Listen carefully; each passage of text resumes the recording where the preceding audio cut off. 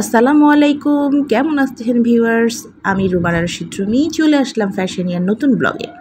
আজকের ব্লগটা মূলত আমার পণ্য, আমি একটি ছোট্ট উদ্যোগ নিয়ে কাজ করি। সেটা হচ্ছে সুপারি পাতার গাছের খোল দিয়ে তৈরি ওয়ান টাইম বাটি প্লেট। সেই প্লেটটা নিয়ে একটা বড় ধরনের ইভেন্টে আমি একটা সাপ্লাই অর্ডার পেয়েছিলাম। সেটি হচ্ছে আমারই প্রতিষ্ঠান, আমার ঢাকা বিশ্ববিদ্যালয়ে যে লোক প্রশাসন থেকে আমি পড়াশোনা করেছি, সেই লোক প্রশাসনের অ্যালামনি অ্যাসোসিয়েশনের একটা ইফতার পার্টি ছিল। তো এই ইফতার পার্টিতে আমাকে প্রায় 400 প্লেট অর্ডার করা হয়। 3 চেম্বারের 10 ইঞ্চি স্কোয়ার প্লেটে আমি 400 প্লেট তাদেরকে সাপ্লাই করি এবং সেই প্লেটে সুন্দর মনোরম পরিবেশ তৈরি হয়। খুব শৈল্পিকভাবে টেবিলগুলো সার্ভ করা সম্ভব হয়েছিল এবং আমি নিজে দাঁড়িয়ে থেকে ক্যাটারারদের সাথে দেখছিলাম তারা কিভাবে এটি র্যাপিং করছে, কতটা সুন্দরভাবে তারা পানি, মাঠা, তারপরে টিস্যু পেপার, তারপরে পোলাও, মোরগ পোলাওয়ের প্যাকেটটা সুন্দরভাবে দিতে পারছে কিনা ইত্যাদি তদারকি করাই আসলে সব কিছু মিলিয়ে পরিবেশটা এত সুন্দর মনোরমভাবে ফুটে ওঠে যে সবাই খুব খুশি হয়। আমিও খুব খুশি হয়েছিলাম, কারণ সবাই যখন একে একে প্রশংসা করছিল, প্রত্যেকটা টেবিল সুন্দরভাবে শৈল্পিকভাবে ডেকোরেট করা হয়েছিল। সিনিয়র ভাইয়েরা, জুনিয়রেরা সবাই প্রশংসা করছিল, এই প্রোডাক্টটা তোমার, এই প্রোডাক্টটা তোমার। আসলে এই গল্পটা আমি আমার ভিউয়ার্সদের সাথে এই কারণে শেয়ার করছি যে কিছু কিছু ক্ষেত্রে আমরা উদ্যোক্তারা মনে করি একটা প্রোডাক্ট সাপ্লাই দিতে পারলেই বোধহয় আমাদের দায়িত্ব শেষ হয়ে যায়। আসলে বিষয়টি তা না। বিষয়টি হচ্ছে একটি রিপিট কাস্টমার তৈরি করার জন্য রিলেশনশিপ অনেক খুবই গুরুত্বপূর্ণ। এই বিষয়টা আমি সম্প্রতি উদ্যোক্তা মেলাগুলোতে অংশগ্রহণ করেছি। সেখানে সিনিয়র আপুদের কাছ থেকে শিখেছি তারা কিভাবে পণ্য নিয়ে কাজ করে।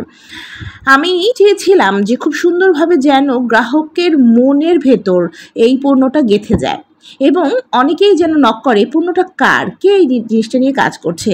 আপনারা জেনে খুশি হবেন যে ইতিমধ্যে আমাদের অনেক সিনিয়র ভাইরা আমাকে নক করা শুরু করেছে। তারা এই পণ্যটা নিয়ে আগ্রহী, তারা এটা নিয়ে কাজ করতে চায়, বিভিন্ন স্কোপের কথা বলছে, বিভিন্ন সভা সমিতি, পিকনিক, বনভোজন, তাদের অফিসিয়াল বিভিন্ন প্রোগ্রামগুলোতে এই পণ্যটা তারা নিতে চাচ্ছে।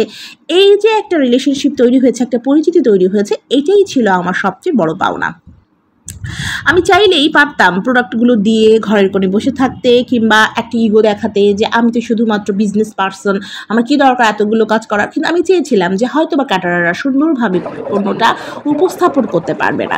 আজকে আমি যদি এতটুকু এফোর্ট দিই তাহলে প্রোডাক্টটা মানুষের মাথায় গেঁথে যাবে।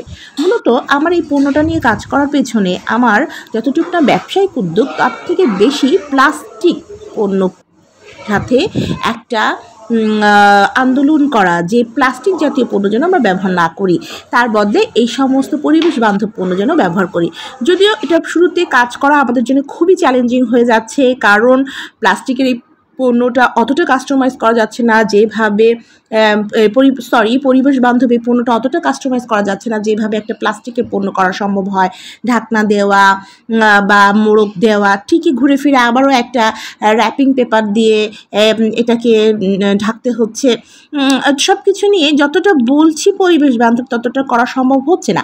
তারপরও কিছুটা জায়গা যদি দখল করতে পারি আমরা, তাহলে ধীরে ধীরে আস্তে আস্তে মানুষ যখন এই জিনিসটি ব্যবহারের প্রতি অভ্যস্ত হয়ে যাবে, তখন আমাদের পরিবেশ থেকে প্লাস্টিক পণ্য নির্মূল হয়ে যাবে। আমি খুব প্রশংসার সাথে আপনাদের সামনে উল্লেখ করছি এই যে এখানে যে প্রোগ্রামটা আপনারা দেখতে পাচ্ছেন, এখানে বাংলাদেশের স্বনামধন্য অনেক বড় বড় সচিব, ডিপ্লোম্যাটস, ব্যুরোক্রেটস, তারপরে ডিসিশন মেকার, তারপর বড় বড় সিআইপি, ব্যবসায়ীরা উপস্থিত ছিলেন। তাদের কাছে এই পণ্যটা যে প্রশংসা দাবি রেখেছে, এরকম একটা পণ্য যে পাওয়া যায় তাদের মাথায় যে থাকলো এবং আমাকে যে যারা চিনতো যে এই পণ্যটা নিয়ে আমি কাজ করি, আজকেই হয়তো আমি একটা ব্যবসা পাবো না, কিন্তু অতীত ভবিষ্যতে আমি যদি কন্টিনিউয়াস এই পণ্যটা নিয়ে লেগে থাকি, বিজ্ঞাপন করতে থাকি, মানুষের কাছে জিনিসটা নিয়ে বারবার কথা বলি, কোনো না কোনো সময় একটা বড় অর্ডার চলে আসবে। তো আমি এই পণ্যটা নিয়ে কাজ করে খুবই খুশি হয়েছি, কারণ আমি একজন মূলত লেখক গবেষক, একজন গবেষকের জায়গা থেকে আমার যে সামাজিক দায়বদ্ধতা ছিল, যে কোনো পণ্য নিয়ে কাজ করার সময় আমার ভেতর সবসময় একটা দ্বিধাদ্বন্দ্ব কাজ করতো, কী করছি, কেন করছি, এই পণ্যটার আসলে সাইড ইফেক্ট কী, আফটার ইফেক্ট কী, অনেক কিছু আমার মাথায় খেলা করতো। আমি কোনো পণ্য নিয়ে সন্তুষ্ট হতে পারতাম না। বিশেষ করে বিদেশি পণ্য নিয়ে কাজ করতে আমার আরও বেশি খারাপ লাগতো। তো একেবারে দেশে তৈরি পরিবেশ বান্ধব একটা ইউনিক পণ্য, যেটা কিনা শৈল্পিক মাত্রা দেয় এবং যেটা স্বাস্থ্যকর, এরকম একটা পণ্য নিয়ে কাজ করতে পেরে এবং সকল সুধী মহলের কাছে প্রশংসা পেয়ে আমি খুবই খুবই খুশি। তো আপনারা ভিউয়ার্স সবসময় দোয়া করবেন যেন আমি আমার এনার্জি লেভেলটা ধরে রাখতে পারি, এই পণ্যটাকে নিয়ে যেন আমি সবসময় কাজ করতে পারি, বা আমার জন্য আল্লাহ তাআলা, রিজিকের মালিক তো আল্লাহ তাআলা যেন আমার নতুন নতুন সুযোগের সৃষ্টি করে দেন এবং আমি যেন নতুন নতুন দ্বার উন্মোচন করতে পারি, আমার জন্য মোটিভেশন থাকে, আমার উদ্যোগটা যেন থাকে। এই সকল বিষয়ে আপনাদের সামনে আপনাদের কাছে আমার একান্ত কামনা। আমি সেই জন্য আমার কাছে মনে হয়েছিল যে আমার এত সুন্দর একটা ইভেন্ট আমি 2023 থেকে 2025 সাল পর্যন্ত Dhaka university public administration alumni অ্যাসোসিয়েশনের নির্বাহী সদস্য হিসেবে নির্বাচিত হয়েছি। এই নির্বাচন তো কালীন সময়ে আমার যে পরিষদ, আরিফ ভাই এবং সেলিম ভাইয়ের যে পরিষদ, সেই পরিষদ থেকে আমরা যে সকল কাজগুলো করছি সেই কাজগুলো যেন সব সময় প্রশংসার দাবি রাখে। যে ওই কমিটি যখন ছিল তখন তাদের আয়োজিত প্রোগ্রামগুলো অন্যরকম ছিল, তারা প্রোগ্রামগুলো সুন্দর করতে পেরেছে। তো সেটা ছিল আমার একটা লক্ষ্য। সো একই ধরনের একটা জায়গায় যখন আমি আমারই একটা পণ্য দিয়ে সেই প্রোগ্রামটাকে অন্যরকম একটা মাত্রা দিতে পেরেছি, সব কিছু নিয়ে একটা কমপ্লিট প্যাকেজ বলতে পারেন। আমি সবসময় চেষ্টা করি আমার সবগুলো কাজকে যেন একটা সূত্রে আনতে পারি। আমার লেখক গবেষণা, আমার ডুপাতে নির্বাহী সদস্য হিসেবে কাজ করা, আমার উদ্যোগ, আমার পণ্য নিয়ে কাজ করা, সবগুলো কিছুকে নিয়ে আমি একটা সূত্রে কীভাবে কাজ করব, এটা সবসময় আমার মাথায় কাজ করতো। তো আলহামদুলিল্লাহ আল্লাহ তাআলা আমার আস্তে আস্তে সেই সমস্ত সুযোগের ব্যবস্থা করে দিচ্ছেন এবং আমার এই পণ্যটা নিয়ে আমি সেভাবে কাজ করতে পারছি, পরিচিত মহলে পরিচিতি পাচ্ছি। আমি একই সাথে Dhaka university public administration alumni নিয়ে আপনাদের সামনে আর একটা স্মৃতিচারণের কথা বলি।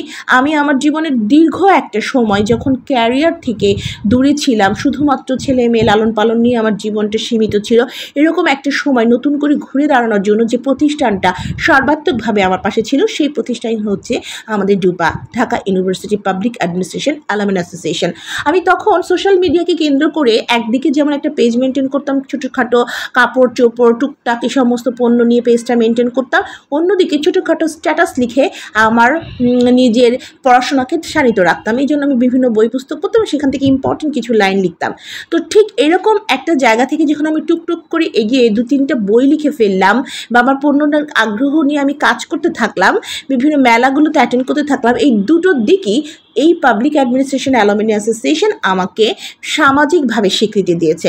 This is very very important. আমি একজন নারী নীতি গবেষক বা নারী সম্পদ ব্যবস্থাপনা হিউম্যান রিসোর্স এক্সপার্ট হিসেবে আপনাদেরকে এটা বলতে পারি যে সমাজে মেয়েদেরকে স্বীকৃতি দেওয়া হয় না, তাদের কাজকে স্বীকৃতি দেওয়া হয় না।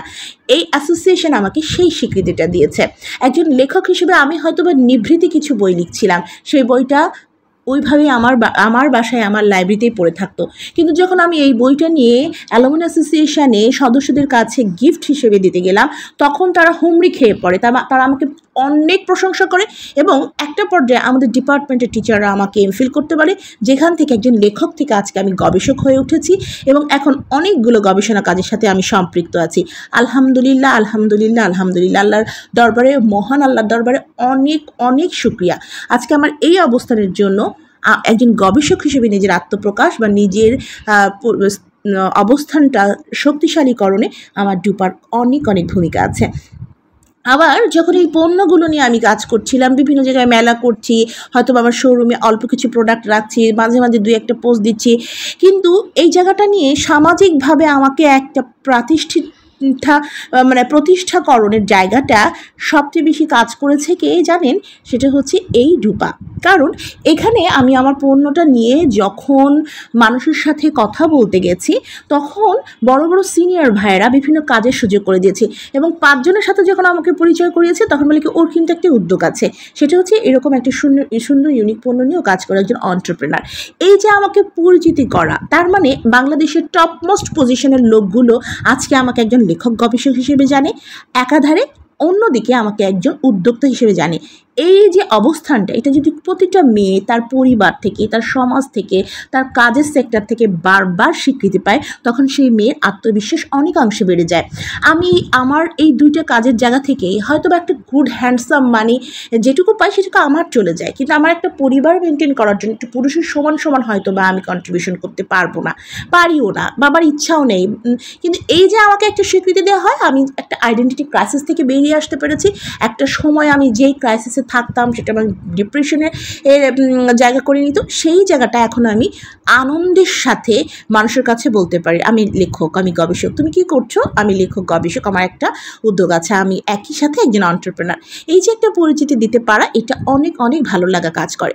তাই আমার ব্লগটি যারা দেখছেন, বিশেষত যারা হয়তো বা কোনো কিছু করতে পারছেন না, হয়তো বা একটা বেকার সমস্যায় ভুগছেন, বা পারিবারিক বিভিন্ন, বিশেষ করে মেয়েরা পারিবারিক লিমিটেশন, ছেলে মেয়ে সংসার, এগুলো ম্যানেজ করতে গিয়ে অনেক কিছু করতে পারছেন না, তারা কিন্তু ঘুরে দাঁড়াতে পারেন এবং এমন এমন পরিবেশের মধ্য দিয়ে আপনারা যাবেন, এটা আমার রিকোয়েস্ট, এমন এমন সংগঠনের সাথে আপনারা চলবেন যেখানে আপনার কাজকে মূল্যায়ন করা হয়।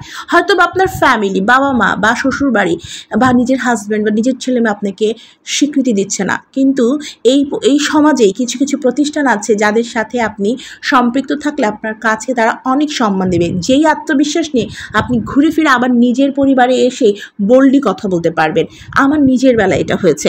এখন যখন আমি আমার নিজের পরিবারে, বিশেষত আমার বাবার বাড়িতে বা আমার শ্বশুর বাড়িতে বা নিজের সংসারে আমার হাজব্যান্ড ছেলে মেয়েদের সামনে আমি কোনো বিষয়ে কথা বলি, তারা আমাকে যতটা গুরুত্বের সাথে দেখে, যতটা মূল্যায়ন করে, আজ থেকে বছর 3-4 আগে কিন্তু এতটা মূল্যায়ন আমি পেতাম না, যদি আমি আমার নিজের জায়গার কাণ্ডারিটা ধরে না রাখতাম। তো একজন মানুষ হিসেবে, একজন ইউটিউব ব্লগার হিসেবে আমার দরকার ছিল এই মেসেজটা আপনাদের কাছে পৌঁছে দেওয়ার। আজকে আমি অনেক কনফিডেন্টের সাথে, অনেক আনন্দের সাথে আপনাদের সাথে এই ইনফরমেশনগুলো শেয়ার করলাম। তো অনেক ব্যক্তিগত কথা বলার সাথে সাথে আপনাদেরকে আমি আমার উদ্যোগের প্রতিষ্ঠানটির নাম হচ্ছে ফ্যাশনিয়া, সেই ফ্যাশনিয়ার একটা ফেসবুক পেজ আছে, FASHIONIA, এটি সার্চ দিলেই আপনারা ফেসবুকে পেয়ে যাবেন। একাধারে social media, LinkedIn, TikTok, WhatsApp, Pinterest, তারপর এরকম ইনস্টাগ্রাম, অনেকগুলো সোশ্যাল মিডিয়াতে আমাদের রেগুলার পণ্য নিয়ে বিভিন্ন ধরনের আপডেট আপনারা পেতে পারবেন। আমাদের পণ্যগুলো কেমন হয় সেই ছবি পাবেন, সেই পণ্যগুলোর দাম কীরকম সেগুলো আপনারা জানতে পারবেন। আর যদি অফলাইনে সরাসরি পণ্যগুলো আপনারা দেখতে চান, তাহলে মিরপুর মাজার রোড কোনাবাড়ির মোড়ে গোল্ডেন শাওয়ার যে মার্কেটটি, তার দ্বিতীয় তলায় 30 নম্বর দোকানটি আমাদের, সেই শপে আপনারা এসে সরাসরি দেখতে পারবেন। এছাড়া আমাদের নিজস্ব মোবাইল নাম্বার হচ্ছে 01710913000। আমি আবারও বলছি 01710913000। এই নাম্বারে সরাসরি কল করলে প্রোডাক্টের খুচরা এবং পাইকারি মূল্য এবং পণ্য সরবরাহ করার জন্য কোথায় কিভাবে যোগাযোগ করতে হবে, কিভাবে অর্ডার প্লেস করতে হবে, সেই সম্পর্কে বিস্তারিত তথ্য পেয়ে যাবেন। আশা করি আমাদের এই ফ্যাশনিয়া ইউটিউব চ্যানেলের সাথে আপনারা সবসময় থাকবেন। এই চ্যানেলটিতে আমি আমার ব্যক্তিগত ব্লগ, ব্যবসায়িক ব্লগ, বিভিন্ন কবিতা আবৃত্তি সহ বিভিন্ন বিষয় শেয়ার করে থাকি। আপনাদের একটা সাবস্ক্রিপশন এবং একটি লাইকে আমাদের এই চ্যানেলটি আরও বড় পরিসরে কাজ করতে পারে। আশা করি লাইক দিবেন এবং সাবস্ক্রাইব করবেন। তো আজকে এই পর্যন্তই। সামনে নতুন নতুন ব্লগ নিয়ে আপনাদের সামনে ফিরে আসবো। সে পর্যন্ত আমাদের জন্য দোয়া করবেন, আমার ছেলেমেয়ের জন্য দোয়া করবেন, আমার পরিবারের জন্য দোয়া করবেন। আপনারা সবাই নিজেরা ভালো থাকবেন, নিজেদের যত্ন নেবেন। আল্লাহ হাফেজ।